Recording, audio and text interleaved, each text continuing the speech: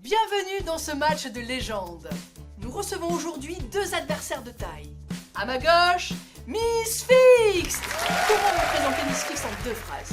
Miss Fixed est convaincue qu'elle peut apprendre de nouvelles choses, mais ne peut pas vraiment changer son niveau d'intelligence. Son niveau en maths est B+. À ma droite, Miss Gross. Miss Gross pense que peu importe son niveau d'intelligence, on peut toujours un peu l'améliorer. Son niveau en mathématiques est B+, également. La foule est déchaînée, ce combat va être épique. Les deux adversaires ont un niveau équivalent en maths, et cela tombe bien car ce sont des épreuves de mathématiques qui les attendent. Allez, c'est parti, nos deux adversaires se mettent à l'étude. Stop! C'est l'heure des examens du premier semestre. D'après vous, qui obtient le meilleur score en mathématiques? Miss Fixed, Miss Gross ou égalité? Miss Gross obtient le meilleur score en mathématiques, mais de peu. Sans plus attendre, nos deux adversaires se remettent à l'entraînement pour le second round. Leurs entraîneurs sont là, ils les encouragent. Vas-y Miss Fix, t'es la meilleure. Tu es née avec un talent en mathématiques et tu le sais. Allez Miss Gross, tu as fait beaucoup d'efforts pour passer cet examen cette année et tu as utilisé de bonnes stratégies d'apprentissage. Tu vas y arriver. Stop! L'heure des examens du second semestre a sonné. Qui sera la meilleure en mathématiques cette fois-ci? Miss Fixed? Miss Gross? Ou égalité? Miss Gross again! Incroyable! 2 rounds gagnants d'affilée avec pourtant un niveau de mathématiques équivalent au départ. Miss Fixed va-t-elle renverser la balance lors du dernier round? Stop! C'est l'heure des examens de la deuxième année. Qui sera meilleur en mathématiques pour ce round décisif?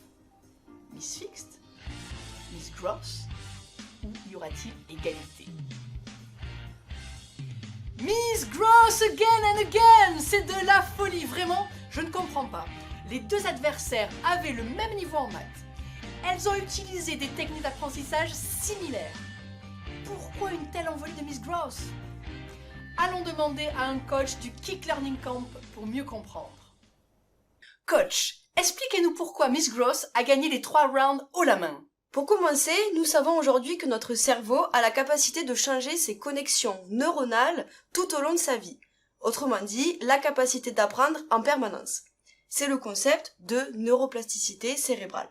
Miss Fixed et Miss Gross ont donc toutes les deux la capacité d'apprendre et de progresser en mathématiques. Alors, pourquoi Miss Gross semble-t-elle progresser si vite, me diriez-vous? L'explication est simple, mais fondamentale. Tout vient de l'état d'esprit des deux adversaires. Prenons d'abord Miss Fixed. Comment pense-t-elle? Elle est convaincue qu'elle peut apprendre de nouvelles choses, mais ne peut pas vraiment changer son niveau d'intelligence. Elle a un état d'esprit fixe. Elle pense donc que son niveau d'intelligence est fixe. A priori, sa réussite en mathématiques dépend de ce niveau d'intelligence de départ qu'elle ne contrôle pas. Lorsqu'elle s'entraîne et fait des erreurs, elle va avoir tendance à se dire « je fais des erreurs parce que je n'ai pas les capacités en maths, je n'ai jamais eu les capacités en maths et je ne peux rien y faire ». À l'inverse, que pense Mrs. Gross? Miss Gross pense que peu importe son niveau d'intelligence, on peut toujours un peu l'élever. Elle a un état d'esprit dynamique. Elle pense que son niveau d'intelligence peut augmenter. Elle contrôle ce qui va lui permettre d'apprendre et de progresser. Elle contrôle le niveau d'effort qu'elle fournit. Elle contrôle les stratégies d'apprentissage qu'elle utilise. Et si elle fait une erreur, elle va plutôt se dire « Ok, j'ai fait une erreur, cela veut dire que je peux m'améliorer ». Son cerveau s'active davantage.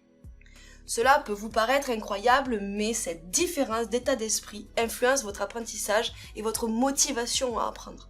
Mais alors, si on a un état d'esprit fixe au départ, peut-on le changer? Bien sûr!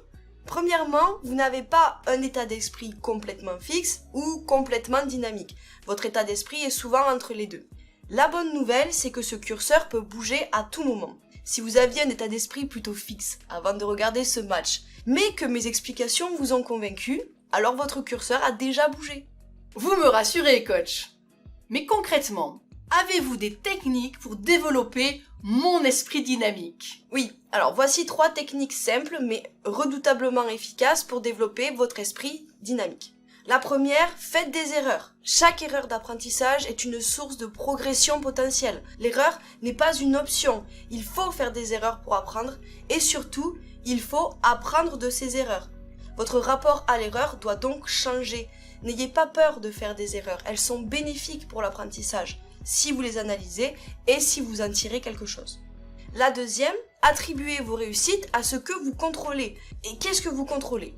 Le côté hard worker, vous contrôlez vos efforts, par exemple votre temps d'étude, votre assiduité en cours, etc. Et le côté smart worker, vous contrôlez les stratégies d'apprentissage que vous utilisez, par exemple les techniques de récupération en mémoire, ou d'apprentissage distribué, etc. Évitez d'attribuer votre réussite ou celle de vos collègues uniquement au talent, à un talent qui serait inné et donc que vous ne contrôlez pas. Et la troisième, considérez-vous comme apprenant tout au long de la vie. L'état d'esprit dynamique ne fait pas tout. Il vous faudra étudier et utiliser des techniques d'apprentissage efficaces. Vous allez sûrement sélectionner quelques disciplines qui vous intéressent pour accroître votre expertise. Mais développer un état d'esprit dynamique toute sa vie, c'est se donner la possibilité d'apprendre et de progresser dans tous les domaines. C'est cultiver sa curiosité. Votre cerveau a la capacité d'apprendre tout au long de la vie. Quel que soit votre âge, vous pouvez apprendre de nouvelles connaissances et développer de nouvelles compétences. Alors profitez-en. Merci coach. L'état d'esprit dynamique, c'est la base.